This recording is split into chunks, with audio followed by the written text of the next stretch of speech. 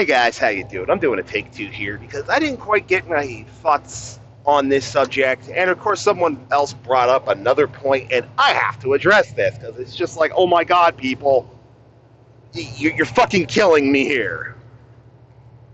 First off, I do not like Star Trek Lower Decks. I did not ask for it. Sorry about smacking my headset.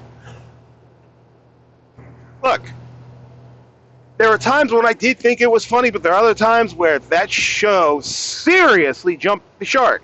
And in fact, managed to do it in the first 5 minutes of the show. First episode of the show, and it already jumped the shark.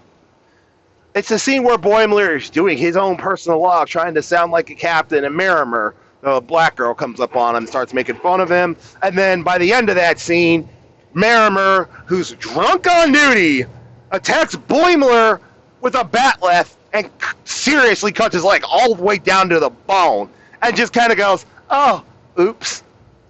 It's like, and of course, nothing happens to Marimer on that one. She didn't get a letter of reprimand, not a rap on the teeth, nothing for that incident.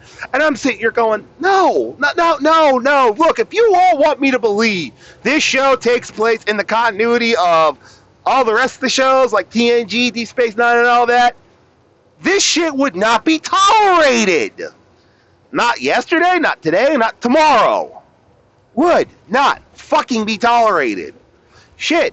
Even in the United States Marine Corps today, it wouldn't be tolerated. We had a tweet where it's like, oh, what's so wrong with a female having a character flaw? My reply was, that's not a character flaw. That's aggravated assault. Another guy goes, hey, it's, you have to look at it as, guys having a beer, and they're telling stories, and each retelling gets larger than the last. I'm like, bruh, you're talking to a U.S. Marine. I lived that life. I talked about those kind of stories. And hell, I'm about to tell you all a story that I witnessed. That is similar to what happened to Boimler and Marimer. Now, for the purposes of this story, the names will be changed because, well, it's been many years and I don't remember the exact name of the Marines. It's almost fucking 20 years ago, guys. And it's not like I keep up with those exact Marines anymore anyways. In fact, I keep up with very few Marines out of that past life.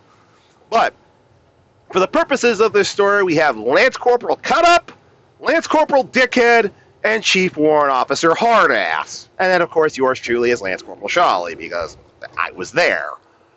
Well, here's the story. I was in 1st Rated Battalion, Kaneohe Bay, Hawaii.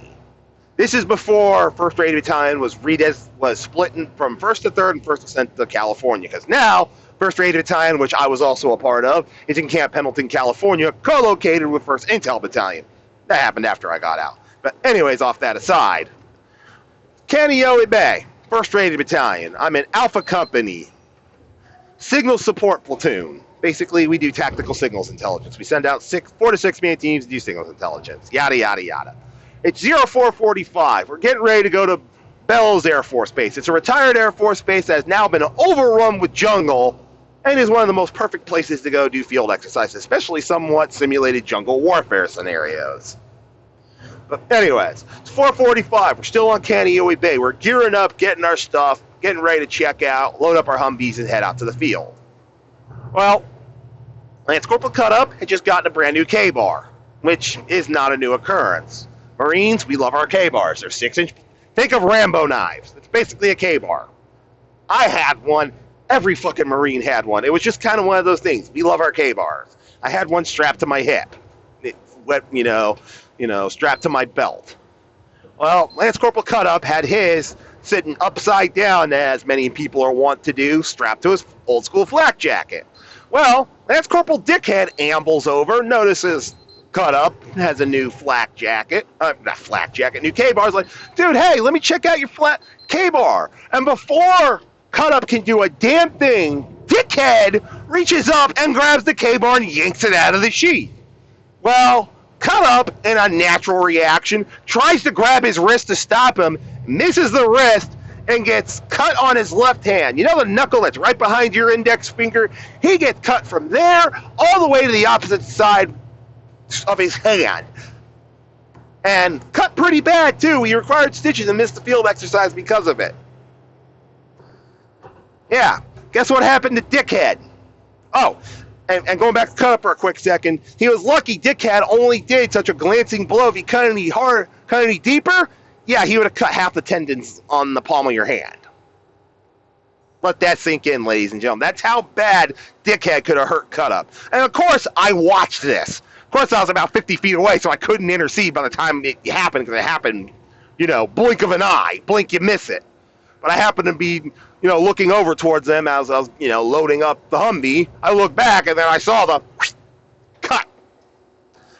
So, Chief Officer Hardass comes rumbling over, because cut up is, of course, bleeding. Not quite profusely. Thank God he missed the veins, but bleeding enough and is severely injured now.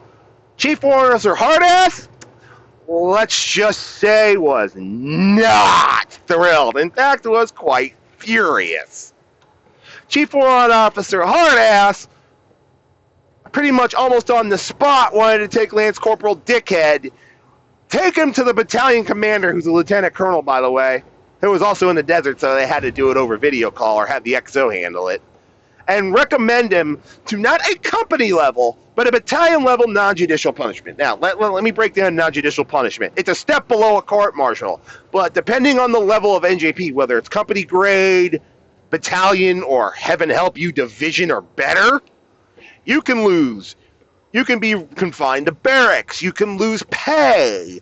You can lose rank. You can get stuck in the brig. You can do extra duty. I mean, there's a lot of shit that can happen to you in an NJP. And Chief Warrant Officer Hardass was recommending battalion level and was recommending that Lance Corporal Dickhead be busted down from Lance Corporal, which is E3, all the way down to private, and restriction to get brig time, loss of pay. I mean, he wanted to throw the fucking book at Dickhead.